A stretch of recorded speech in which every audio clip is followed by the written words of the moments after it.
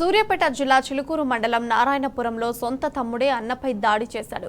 గడ్డపారతో కొట్టి చంపేందుకు ప్రయత్నించాడు.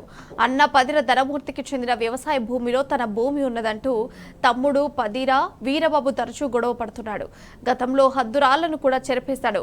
పెద్దల సమక్షంలో పంచాయతీ పెట్టినా ఎటూ తేలలేదు. దీంతో ఆగ్రహించిన తమ్ముడు వీరబాబు అతని భార్య రామలక్ష్మి ధనమూర్తిపై గడ్డపారతో దాడి చేశారు. ఈ దాడిలో ధనమూర్తికి తీవ్ర గాయాలు కాగా ఆసుపత్రికి తరలించి చికిత్స అందిస్తున్నారు. కాదని నేను కొనుక్కున్నా అని నేను చెప్పిన పెద్ద మనుషుల సమస్య దాన్ని తీర్మానం చేసుకున్నా. కాదు ఇల్లు అని వచ్చిండు, ఇల్లు కాడ కూడా కూర్చోబెట్టి మాట్లాడే దాంట్లో ఏమి లేకుండా అయింది. కాదు పొలం మీద అన్నాడు. సో పొలం మీద ఉన్నదాన్ని దాన్ని కూడా పెద్ద మనుషులు కూర్చోబెట్టి ఈ 10 ఎకరాల మీద అటు ఇటు జరుగుతుంటుంది కాబట్టి దానితో ఒక అరకుంట పెట్టి మీ తమ్ముడే కదా అని బదిలాడి పెట్టించారు.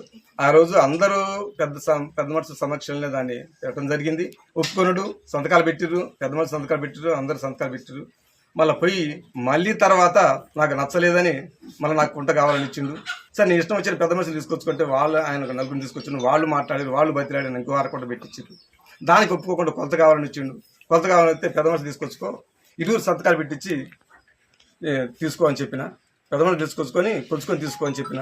దానికి అనుకుంటా నేను తాడుతుంటాను పోతే నా మీద గడపడితో దాడి చేయడం జరిగింది. మా తమ్ముడు 10 వీరబాబు గడప తీసుకొని పోయిన సంవత్సరం వానాకాలం నా మీద దాడి చేయడం జరిగింది.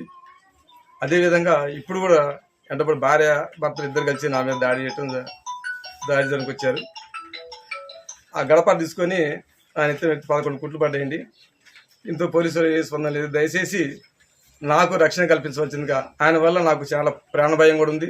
గత సంవత్సరం కూడా గడప తీసుకొని ఆయన పడ్డాడు. అదే కూలీలు లేకపోతే నా పరిస్థితి అసలు ఏ విధంగా ఉండేది.